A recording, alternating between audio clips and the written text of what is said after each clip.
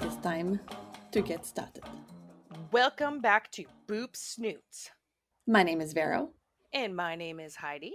and today we are going to talk about some doggy clothing brands and a book that Heidi's been reading.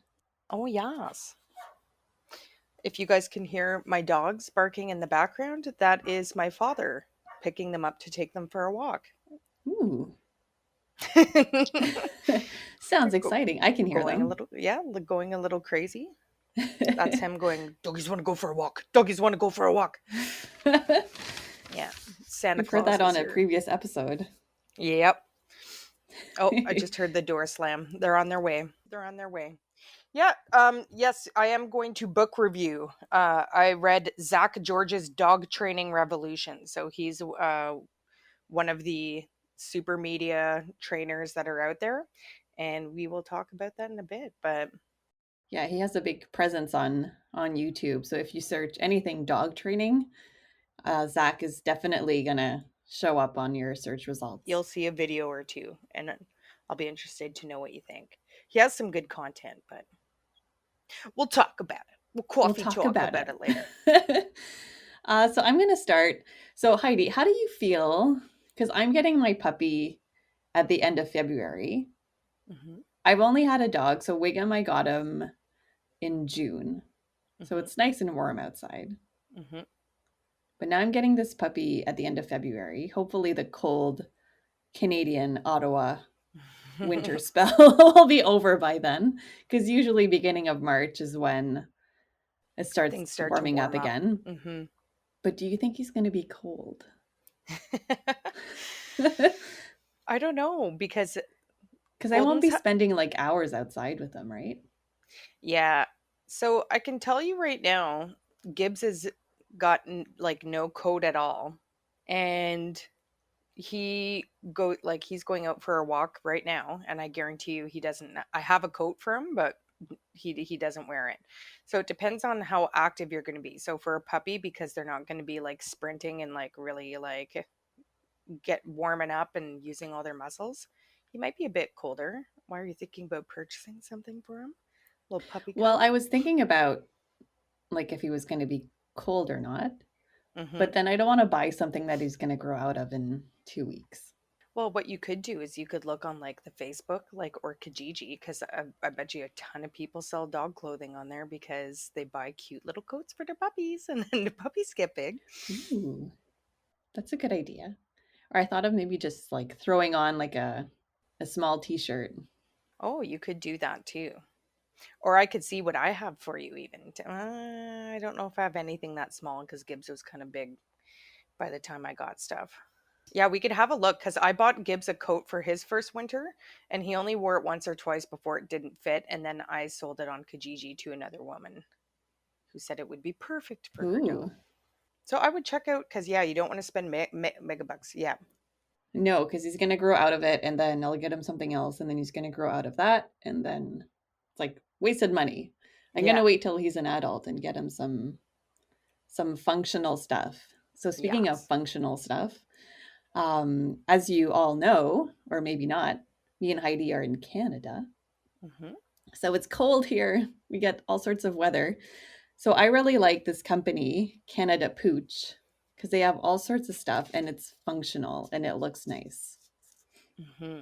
So the thing that I've been looking at is the slush suit so that your dog doesn't get all like a belly wet and all the fur wet when they go for walks when it's slushy outside.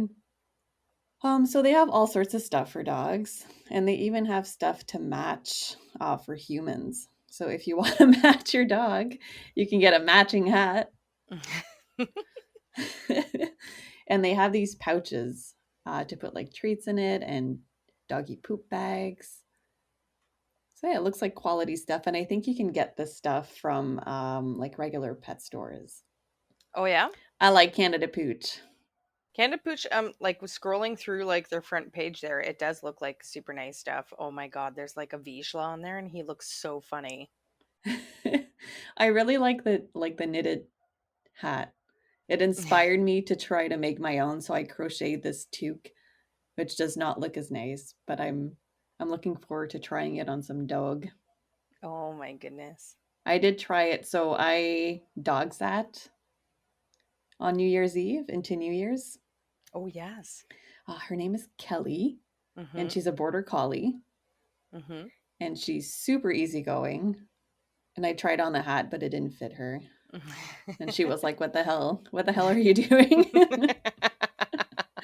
I couldn't get the ears through. It's too small. That is so funny. What are you doing to me? Oh, I'm She's looking very at. timid. Oh yeah. Yeah. So when we go to this friend's place, which we haven't been in a while, you usually don't even see Kelly. Oh okay. Yeah. But I'm apparently her favorite person. Ha. Oh, Yeah. that's so cute. Yeah. So Oh yeah, my I got to god. dog sit Kelly for a day. Oh my god, I want to contact Canada Pooch and ask them if they need like a model because Gibbon would Yeah, he'd be great. he'd be so good and so cute at it. Yes, I do like their stuff. Have a look at Canada Pooch, everybody. The next company, she does not make, her name is Janet. She does not make any clothing, but she does make bandanas, key fobs, and scrunchies for us humans. The name of her shop is The Hairy House. She's on Etsy. And she's very creative because she makes these bandanas that just slip on the dog's collar. Oh yes. Yeah, if you can get like collars, and if your dog grows, they can still slip on the collar and they actually stay on. Because I know I've had bandanas before and I've had issues with them actually staying on. So yeah, so she's from Ontario. Nice. Yeah, so I just thought I'd mention her on here. She has some nice stuff. Are you looking these up as I'm talking? I am, but I'm also like looking up another one that I remembered, and I'm just reading about their company. Yeah, she is. Okay, so there is another company that I'll bring up, and I think I mentioned them before on here, and they're called Chili Dogs, and they are located right here in Ottawa. And this is the one that I believe used to live in my neighborhood, as my dog park peeps tell me. So I bought stuff for Gibbs in the beginning, and so like I think what she started out with, and now it has flourished into like a full blown company with like everything, like jackets and well, shop coats, sweaters, cooling and drying stuff, and like all that sort of stuff. But what she started out with was, um, it's not a hat per se, but it kind of is. It almost looks like this tube, and then at either end of the tubes, there's like like Like a drawstring? a drawstring, yes. So it goes over their heads like super easily so that you can drawstring it, and it's to cover their ears because I think like I said, I mentioned this before with dogs with like the super long flopsy ears, like my Gibbs. When it gets super cold outside, because we can get down to -40. Now, mind you, when it's -40, I'm not going to keep Gibbs. He's not going to last very long outside. Usually in -40 weather, like the dogs do not even go for a walk. But some people, like an ex colleague of ours, used to have a boxer, and same thing, the super thin, like flopsy ears. And even letting them out to pee, their ears can crack, and then they come in, and then they flap, flap, flap, flap, flap, and blood goes flying everywhere. Ugh. Yeah, so this thing keeps their ears warm. So I got a chili dog for Gibbs, and I think I have a photo of him in it, which we'll have to post. In Are they his called snoods? I don't. They might be called snoods. I don't know what she calls them, but it's called the head muff. The head That's what muff. she calls. It's Yeah, cute. it is. And Gibbs looks like very cute in it. But yeah, we'll have to post a photo of that. But that works really well, and it stays on Gibbs like really well too. Yeah, And it doesn't slide down. no, it doesn't slide down because the drawstring like makes it so, and it didn't drive him nuts. Like he didn't try to get it off, and no, he did really well with it. So I'm a fan of that product. Head muff. Head move, chili dogs. Chili dogs. I didn't know they were from Ottawa. Yeah, Cool. yeah. Local, shop local. Yeah. Mhm. So this next company that I'm going to mention, they are from Korea, so it's a Korean company. called Barker. I just want to mention these guys because they make really cool clothing for dogs. And they make these harnesses that are just made of fabric, so it's not straps, and they look really, really comfortable. I could see these working for a small dog. I don't know about a bigger dog. So they have these like little jackets, and they just look really, really cool. And they even make pants. How do you spell Barker? I don't even know if you can actually order here in Canada, but I think this is worth even just a look because they make really nice stuff. They have this like pilot jumper khaki jacket with like little zippers, and it's like this little fluffy dog wearing it, and he has like a turtleneck underneath. Oh, it's really cute. I So don't know if when I would make my dog wear that sort of clothing and like yeah, a denim jacket and all that stuff, but it's cute. I'm not sure if it's because of the protection that I have on my computer, but when I click on the link to that website, it my computer won't take me there because they call Oh them a no. suspicious web page, which Oh, which will be a nice intro into which we wanted to talk about, which is there's some companies, if you're an Instagrammer, if you've got an account with your dog, you're going to notice that you get a lot of messages from people from different companies saying like, "Hey, cute dog, want a collab?" And you start getting all these messages. I still continue to get them for Gibbs. And I did try one with one company, and they were called Band Paws. So I messaged them, and a person messaged me back, and they seemed like pretty legit. And I assumed that they were a Canadian company because they had like a Canadian flag. And then after I ordered, I was like, oh, no, they're not. They are not a Canadian company. So the whole idea is that they get you to purchase products from their company, and then you send a picture of your dog wearing the product, and then they post it and share it on Instagram, hopefully getting you more followers. So I decided, oh, what the hell, like I'll give this a try, and I bought like a nice bandana for Gibbs, and I bought him a pair of sunglasses. ooh. But it took forever to get here. I'm talking like 4 months, which it indicates to me that it is being shipped from somewhere far away, such as probably China. And then the quality of what I bought also felt like it was shipped from somewhere like China. So I tried to get a Yeah. photo of Gibbs with his bandana on, and I sent it to them, and they never did share it, and they never. And I don't know if it's this happened during COVID, right? Like I started Gibbs' Instagram account at the beginning of COVID as a project, and so it could be that that slowed down the shipping of things. But anyways, needless to say, Could be. I was disappointed in the products, and they never did follow up with a photo share or anything. So just be wary of these companies that are going to message you on the Insta. Yeah, because if you look at their website, their stuff looks nice. Mm-hmm. So who knows? I know. Maybe it was the Who COVID knows? times. Yeah. So my next company that I want to mention is Wagwear, Mm-hmm. and they're Wag Wellies. So these are boots for dogs. They are 100% rubber. They're not that expensive, so they're about like $50, and they look really cute. So they look like little like hunter boots, or like you said, like Crocs Yeah. for dogs. Mm-hmm. They show you how to measure your dog's foot. So I don't know how much give these boots have.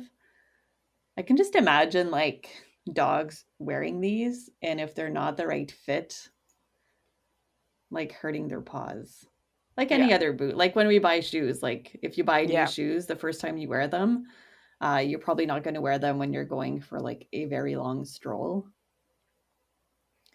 They look cute. I They like do look them. cute. This company also looks cute. All their stuff looks Yes, cute. yeah.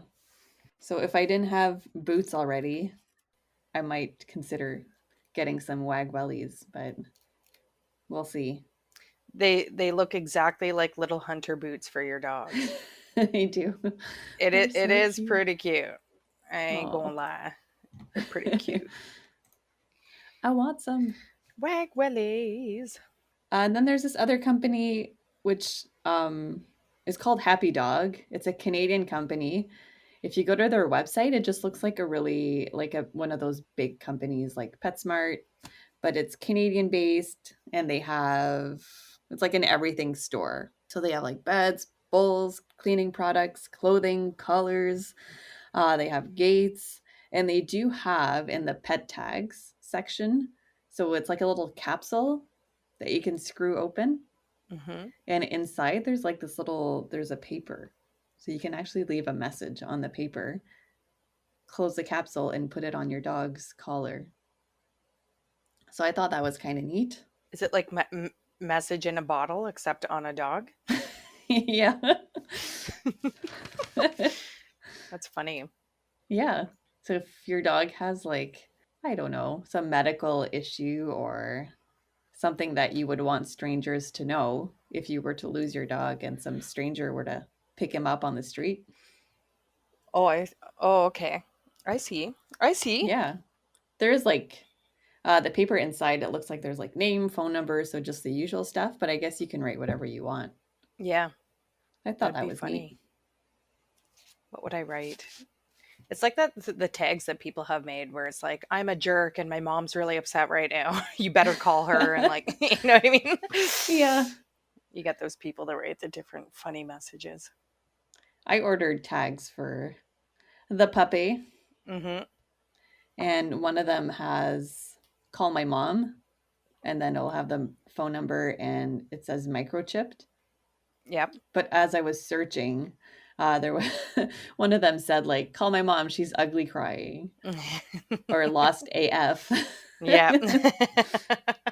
Those are pretty cute. Aw, Dugans.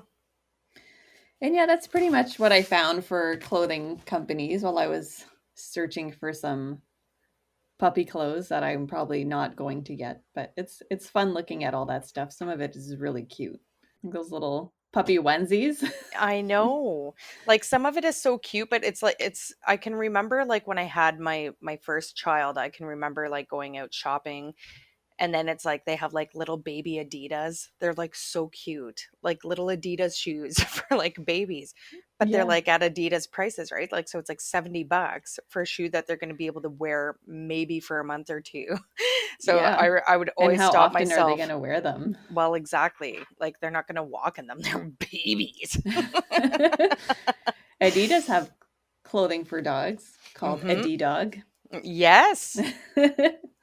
Didn't one of our ex-colleagues there that has like a whole gaggle of dogs, like 5 of them.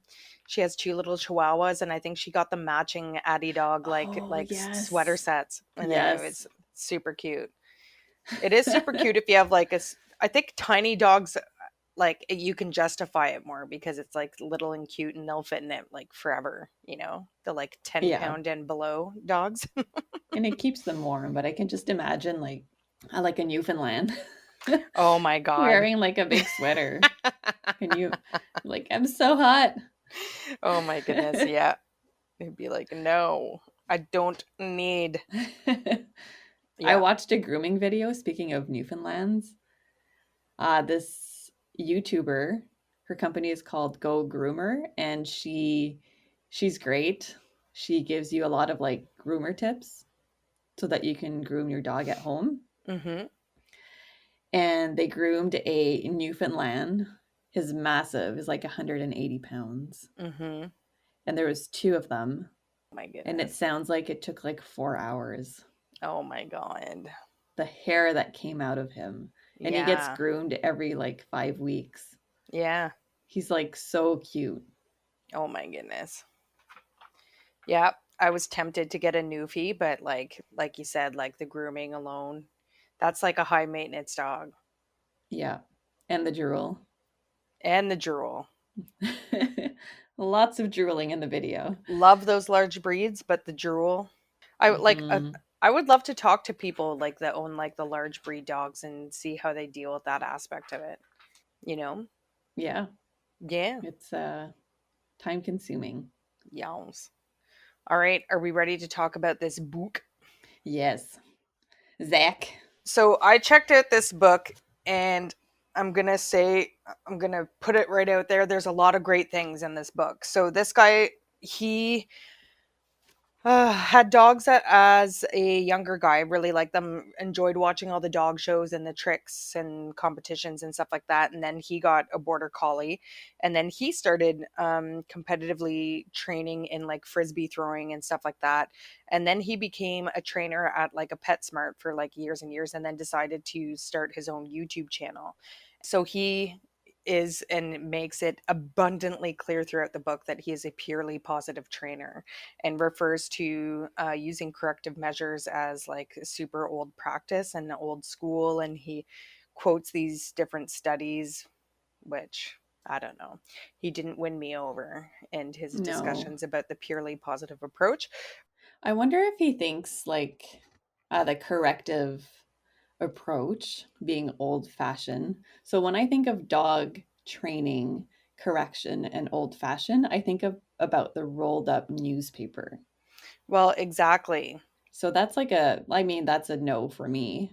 But there's corrections that you can do that are that are not at all near what a dog would feel with a rolled up newspaper. I know.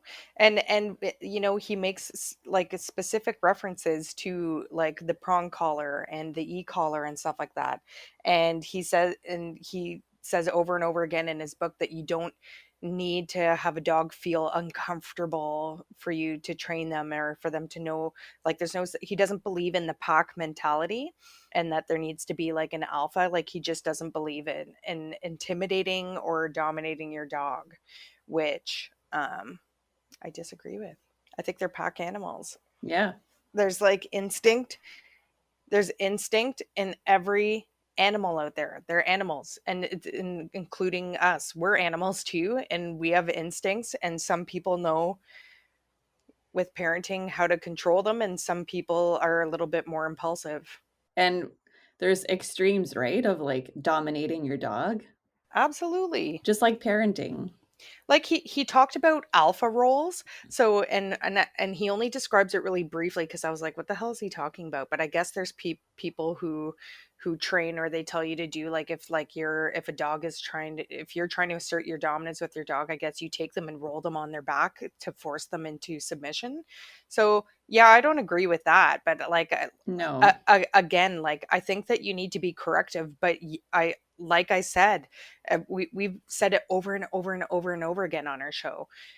Um, these tools, especially that he describes, they don't come with instructions. So yeah, if you don't know how to use them properly, yeah, you're going to hurt your dog. And that's the piece where you get these like purely positive people going nuts, I think.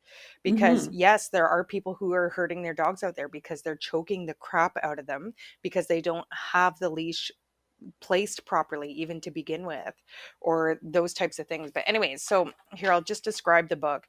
So he set it up really well. Like as I mentioned, he started off as a YouTuber. He does have like a vast amount of experience. His dogs are very well trained. And is there more than one way to skin a cat? That sounds aggressive. That's an aggressive phrase to use, but there is. And so I'm not saying that his approach is wrong. And it sounds like he got puppies and did that. Like I would love to hand him over like a super aggressive dog and see how he's gonna. I would love for him to make a video with like a Right. rescue that's super intimidated and biting and snarling and like everything, and see how you fare through that with like no lead. Like he even like, anyways. Leash So pressure. Just um leash pressure. yeah.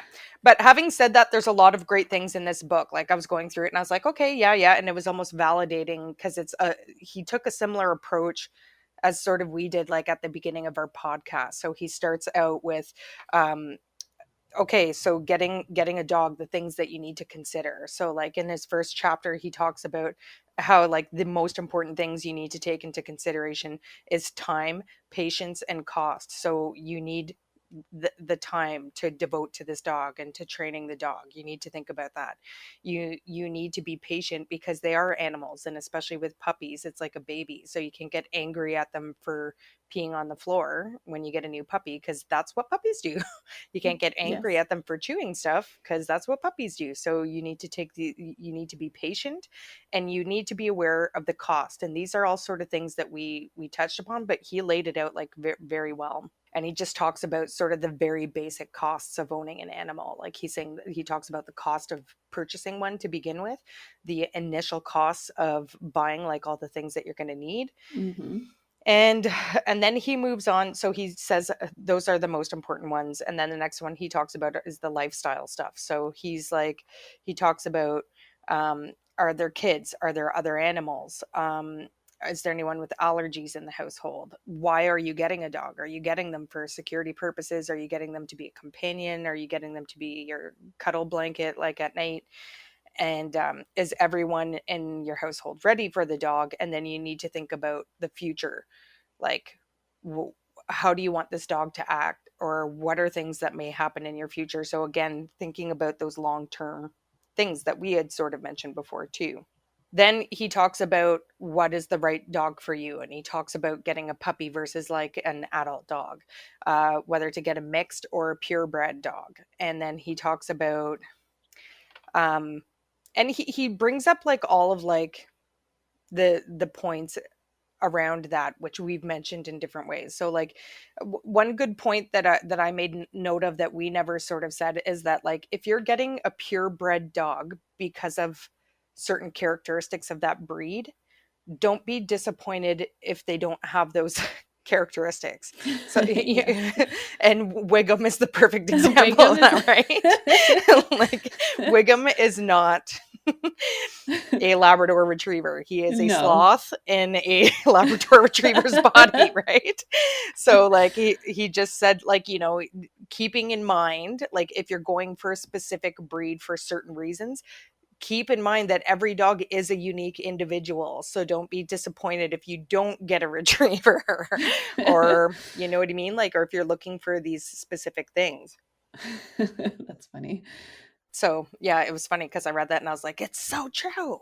Just like Wiggum. Wiggum. And he talks about where to initially go looking for your dog, and he talks about how, and it's a very valid point. Like, um, I'll be honest with you, when we made the decision to get Gibbs, I didn't even think about looking at rescues first, but he very much promotes. He's saying, so there's certain stats in this book that I find very interesting too. So he said 25% of dogs in shelters are purebred dogs. Hmm. So if you're looking for a purebred, your chances are you could still find a puppy within the breed that you're looking for in a shelter or in a rescue, just like the site that you've been following, Vera, like the Golden Yeah, Rescue. golden rescue. So a lot of breeds have their own Yeah, rescue organizations. exactly. So you could get one at literally like for a fraction of the cost and still be getting like a puppy. Like, people surrender puppies all the time. Like, even with my breeder, like after I got Gibbs, like he'll post on Facebook every once in a while, this is Jagger. He didn't work out in his home because they had a baby. Da Yeah. da da da da da da. He's this, you know what I mean? Like all that kind of stuff. So, And even breeders sometimes. mhm, So they have their males and they have their females. mhm, And then after they've gone through that reproductive stage where they no longer can like become pregnant, sometimes they're put up on their websites exactly. looking Well, for homes. And these are dogs that are like well trained, oh, for well sure. socialized. They offered us Gibbon's mom when Oh, we, really? because he was Oh, her last litter, and I wanted to so bad because she was so sweet. Her name was Magic, and she was oh, magic. I wanted to take her so bad, but I wasn't prepared. I can't do three dogs. Two is like sort of my two, limit. yeah. I could, if, Mm-hmm. like I said, if I won the lottery, and I would start my own dog rescue. But for now and for our current arrangements, I my limit is two dogs. Two Yeah. dogs. Um, So the way he sets up his book, and I was telling Vero this, he's managed well, or he's made some good like self-marketing decisions here, because he started out as a YouTuber. He decided to compile like all of his training knowledge and everything into this book, which was done like in a very good order and set up very well. So he does a chapter where he says his blurbs on all these different things. Then he has a question period where he gets questions from a lot of his clients. Like he posts up prominent ones and what he would do to correct like different things. Sorry, not correct, to purely positively train them. And then he has these little clips. So throughout the book you'll see a little YouTube like sign above it, and then you can YouTube a video specifically about what he's talking about. So he's set it up really well. Like it's really, I've got nothing bad to say about this guy from a business aspect of things. So one of the questions like that I sort of skipped over. I read through the questions to see if there are any important ones that I would want to touch upon, or anything that we hadn't mentioned. And there was one question about like specific breeds, and more specifically pit bulls. And I think this is a nice validating thing to hear too, whether you come from a purely positive like background or a corrective one. Everybody feels the same about the whole like breed banning and like all that kind of stuff. And he was saying that like you know they go through these different, and he didn't say this is like partially my opinion too. There's been several different breed bans over the years for different reasons. It was German Shepherds at one point. It was Dobermans at another point, and the most recent one is pit bulls.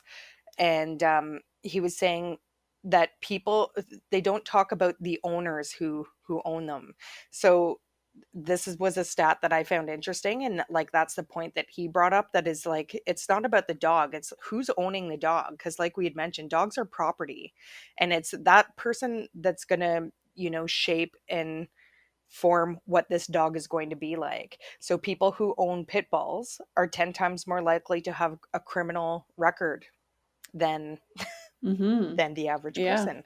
So, what do you think they're training them to do? To be aggressive, to guard property, or maybe they're not training them at all. So that's why they're a bit more aggressive or nervous around people. All right. You don't know. So, when you talk about an aggressive breed, it's not, think about, look past that, look at the other variables involved, and that is the owners.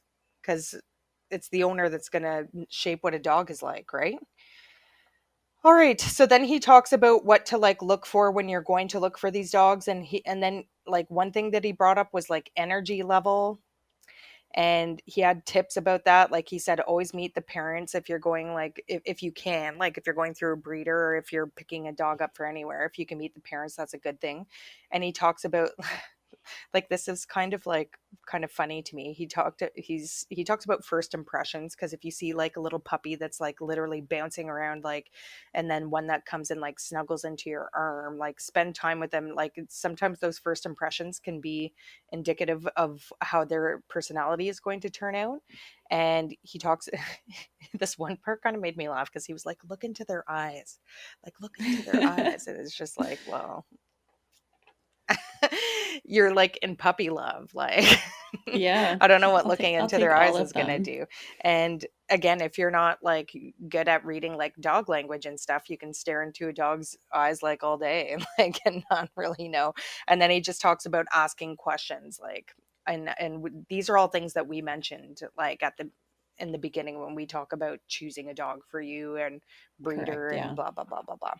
So then in the I next wonder, chapter, like, sorry to cut you no, no, off. no, not at all. Not When at you all. go see when you go see the puppies, and then you do have like the ones that are more excited, the ones that are like just kind of sitting there looking at you, some that are trying to like jump over the gate to get to you.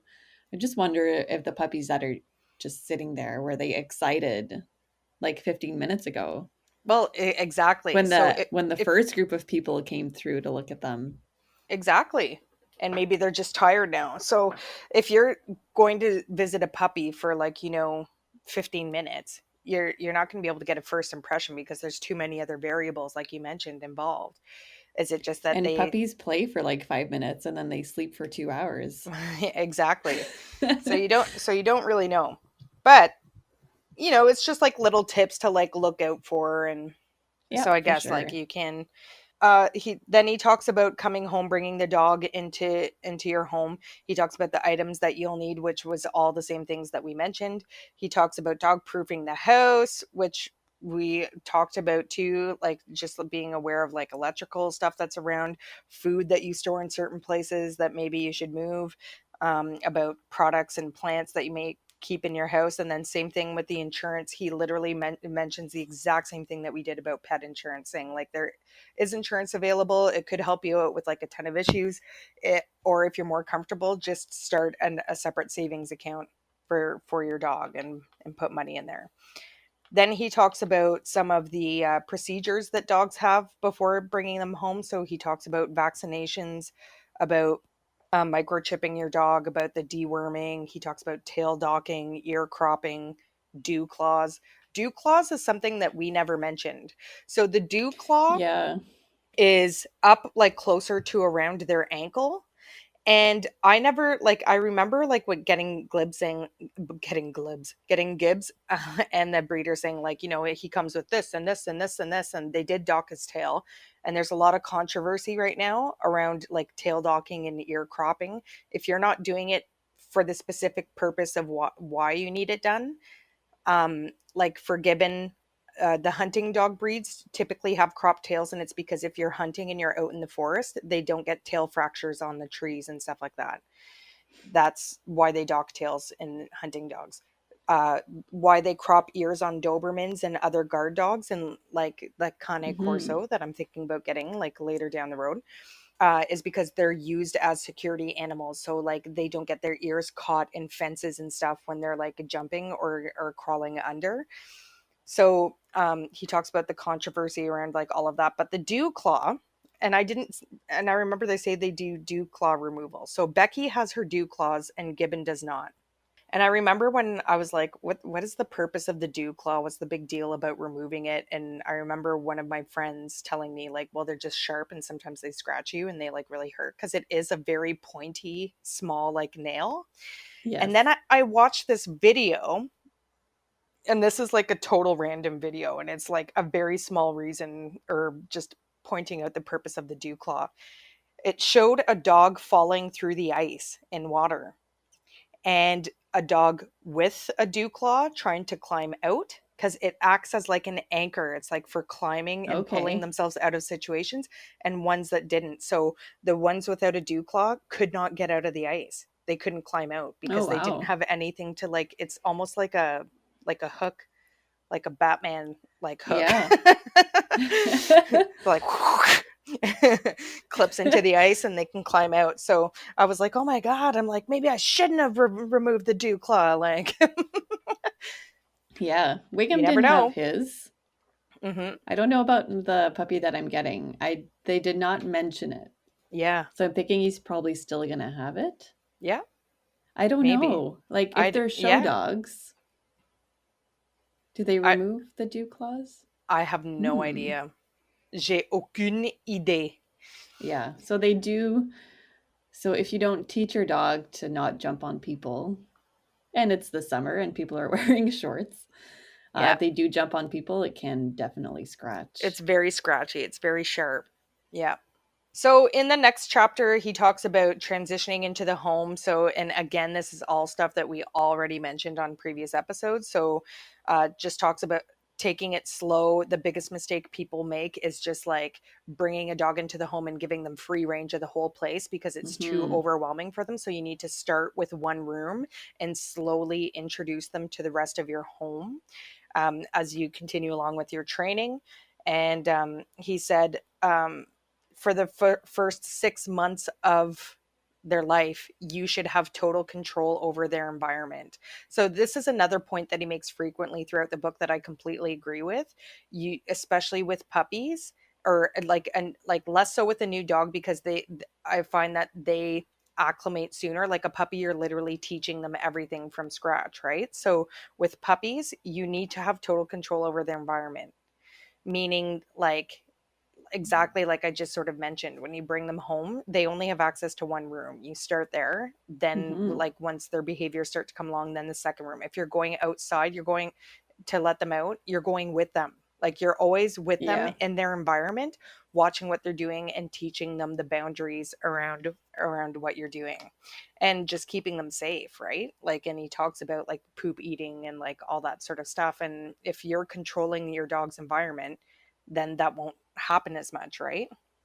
He talks about taking the introductions slow, like don't have everybody over on day one to look at the puppy or the dog because it's like too, obviously. He talks about children, like introducing them to children and having the children learn how to behave around a dog, so not charging at them and rushing at them and like all over them like nonstop. And then he talks about like how to introduce them to other dogs. He goes through that, and then how to introduce them to cats.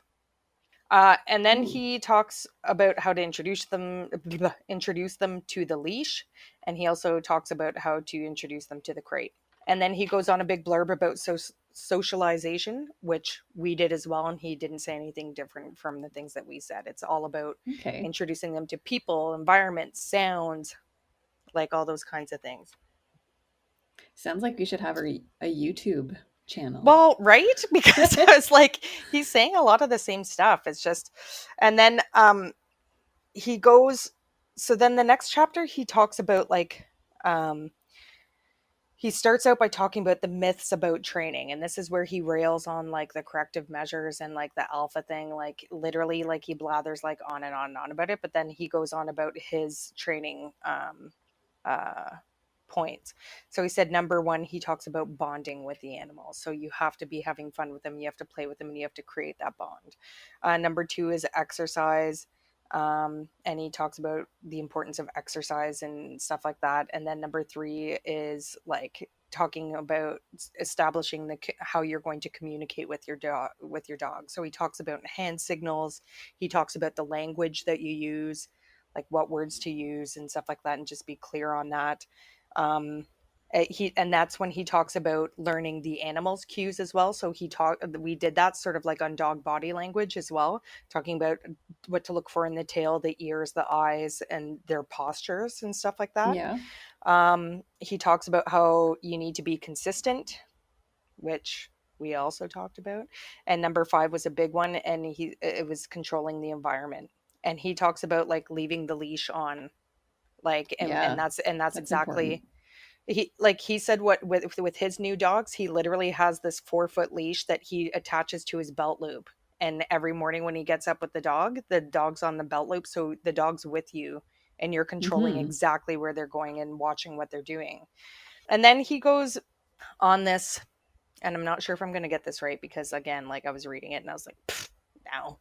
He talks about training from the inside out. So he talks about, the way he describes this is you have to make the dog want to do what you want them to do, and that's inside out. So if you are encouraging them to do the behavior like with their own thoughts and them making the decisions, that's inside out training. Whereas he talks about outside in is the band-aids that we put on stuff. And I can see what he's talking about. So he said if you have a dog that's chewing one of your furniture legs and you spray like some of those sprays that they sell at the store, he's like, that's a band-aid to the solution, because like as soon as it's off the table leg, he's still going to chew at the table leg. Yeah. So that's like an outside in. But I don't know, that's like I get what he's saying, but he describes like all those collars that I had mentioned, like the e-collar, the prong collar, he calls those outside in training. And I'm not gonna lie, like Gibbon is a puller on the leash.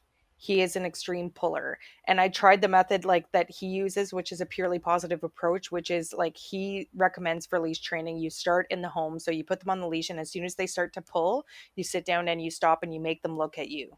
So he's like, when he talks about his training later on, he talks about the look at me, teaching them how to look at you all the time. Mhm. So he says you stop, you sit and make them stop, and you make them look at you, and you try, and then you change direction and go the other way, and if they try to pull again, you sit and stop, make them look at you.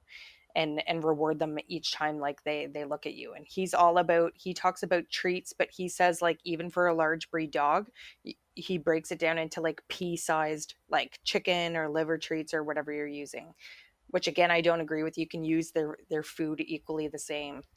Yeah. And but anyway, so and one person asked that question. They said, you know, you're using treats too much. I'm worried about my dog getting overweight. And he said, if your dog's getting overweight, then you're using um too big of a treat. You need to break your treats down smaller, because he uses like pea-sized chicken is what he uses. He uses boiled chicken. Okay. Um, I use the dog's food, like we had mentioned in Yeah. previous episodes. Use their kibble. They're going to eat it anyways, and now you don't have to worry about weight. And if anything, you're creating the motivation by holding partial amounts of their food that you're going to give to them through working. Like it's the same. Yes.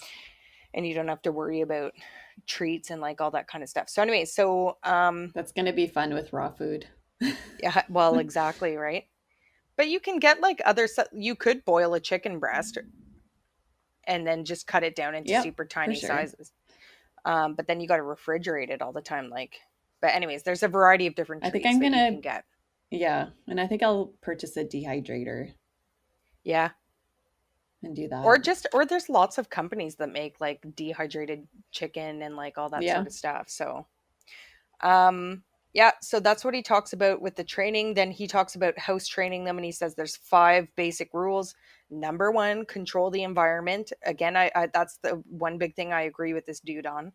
And number two is routine, obviously. So try to get in the routine of going out at the same time every day. Number three is rewards. So talking about rewarding the dog for when they go out. And number four is how to handle accidents. So he talks about not scolding your dog for like that's part of the training. Expect that they're going to have accidents in the house. Yeah. Don't scold them for it. Like don't yell, or like it's the same thing as like yelling at a baby for peeing, like if you don't have a diaper on, right? Like you need to sort of Mm-hmm. control and set them up for success. And then number five, he talks about the importance of the cleanup. So you really need to get good cleaning products where you're eliminating the odor, because dogs can smell and will repeat pee. They will repee, It will repeat in that repee in the area. spot.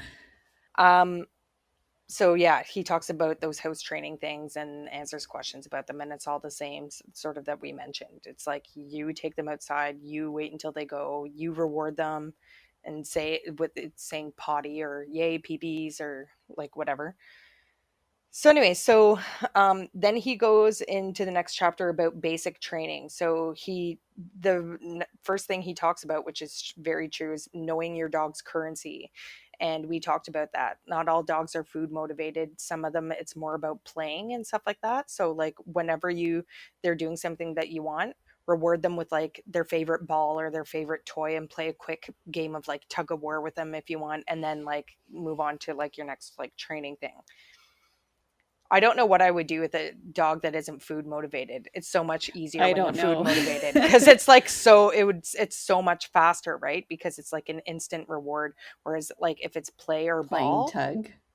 like that's just going to prolong. It's more time consuming, right?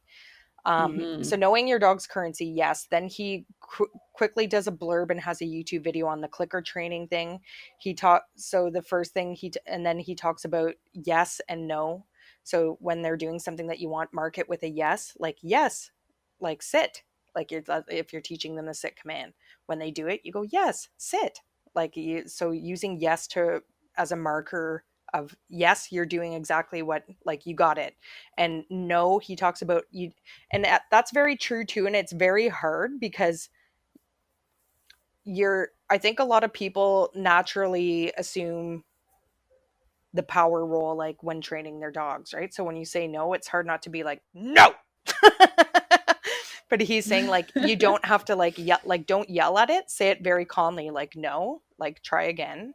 You know what I mean? And it's true. And like I remember Michelle saying that too. It's like you don't have to get angry or super pissed or be super aggressive about it. And it's true. It's for some of the things that you want to save Yeah. those like super angry no's for like more dangerous like sort of things. But To kind of like startle them a little bit mhm. So to get their attention. these are all the different basic training things he says to start with. So he talks about the look at me.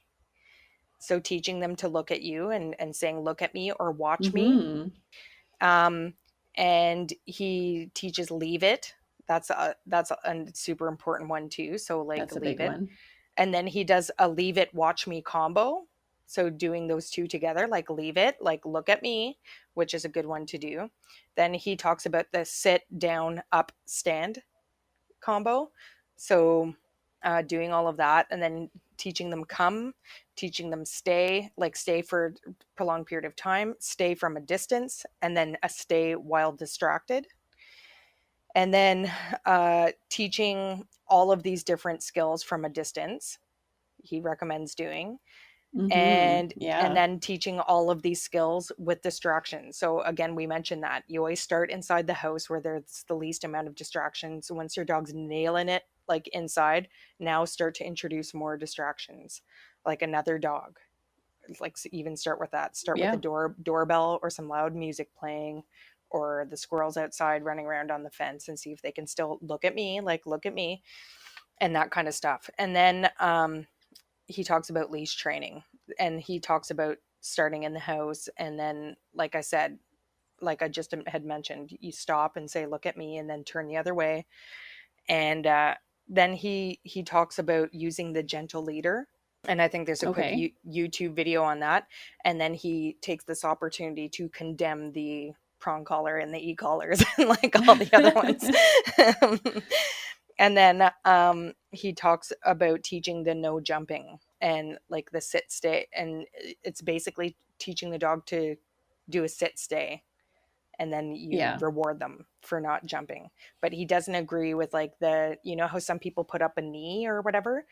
I literally I would tell guests before coming to my house is I would say, walk in and please do not pet the dog or acknowledge them or squeal. And I said, I know it's going to be hard because he's super cute, but please don't acknowledge them until Yeah. they sit down and I say, okay. And then they're like, all right. And so they come in, and like, it's so funny because like all my friends that came by, right? It's so hard because puppies are so cute. It's They hard are not to so come in cute. and go, oh, you know what I mean? Like it's so hard not to do Yeah. that.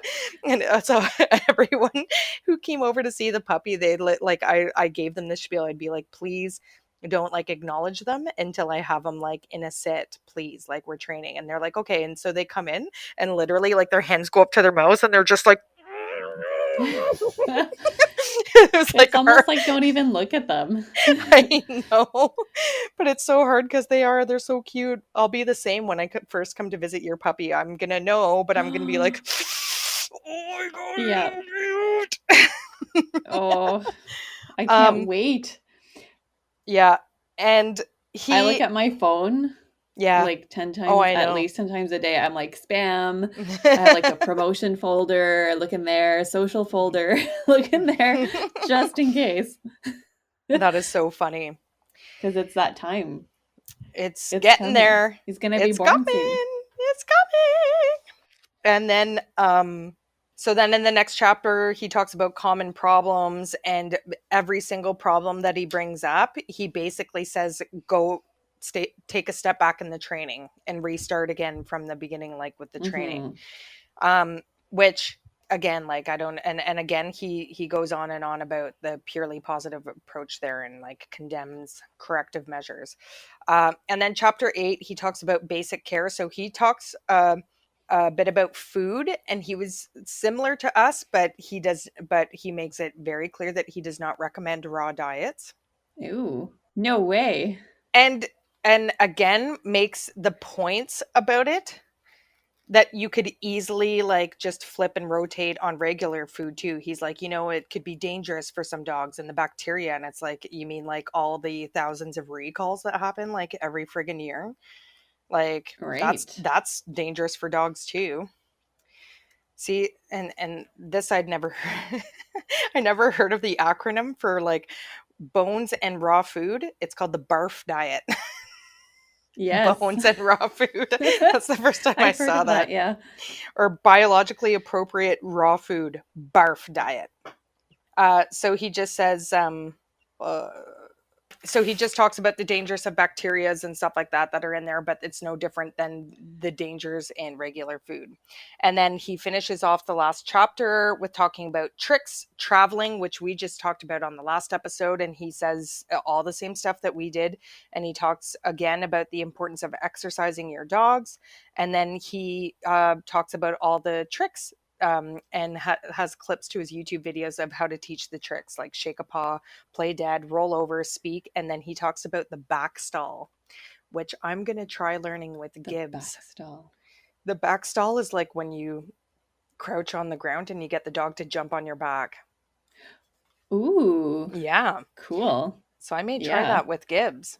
Yeah. And then he talks a bit about traveling with your dogs and car rides and acclimating them to that and stuff like that, and then ends the book. So overall, I did there's watch quite a few. Sorry. no, that's okay. I did watch quite a few of his videos, and he does use only the purely positive approach. Hmm. About the food, I'm not 100% sure, but I think he is, and probably along with a lot of other professional trainers online, possibly sponsored by a food company. Yes. So that's Yes. something to think It's about yes, when because he people say that they're against a certain mhm. type of food. Maybe they are sponsored by another type of food, Yeah, and well, exactly, that's because kind of what they have to say. you're right, because he starts out each video with his sponsor, which is a food company. So that's true. That's very Yeah. true. So overall, what I have to Hmm. say about Zach George is like this book that does have a lot of helpful things, but like I mentioned, I don't think if you want to start out by trying to use a purely positive approach with your dog, that's fine. But if those methods are not working, try some other things, and it doesn't mean that you're hurting your dog or you're doing something painful. Like I mentioned, and I'll say it again and again and again, know how to use your tools so that you are not hurting your dog or causing pain, but you Hmm. you can Yeah. still correct them. um so a lot of good stuff in this book, so by all means, like try it out or have a good read. Like there is a lot of helpful stuff, and I agree with like a lot of it. The thing that weirds me out about this guy is the purely positive approach, and he uses this method that you'll notice in his videos where he sticks his face, like he says you need to make eye contact with them and you need to be down at their level, and he sticks his face and encourages people to stick their face in the dog's face. And to me, that is a dangerous practice. Yeah, I and agree. and he talks about making dogs want to do things, and again, that's part of the purely positive like approach. But I will always maintain that animals are animals and instinct is instinct, and you get some with more instinct and some that are trained a bit better. And I mentioned this earlier to Vero. A perfect example of this is Siegfried and Roy in Las Vegas. They had worked with these tigers for years and years and years. And all it takes is like one weird thing to happen, and the animal instinct kicks in. Hmm. And here he had this amazing bond and relationship with this animal, and it hurt him badly, and didn't even mean Yes. to. Yeah. So getting in a dog's face, that's a way. If you're not knowing how to read your dog and like all those like postures and their body language, that's asking for a bite, if you ask me. So Yeah. anyways, those are my thoughts on Zach George. God, my dogs are barking. Do you hear them? Did Opa come back? No. Anyways, I think that wraps up today's episode of Let's Boop Snoots. And we will see you next week. Thanks for listening. Bye bye. Bye bye. Woof.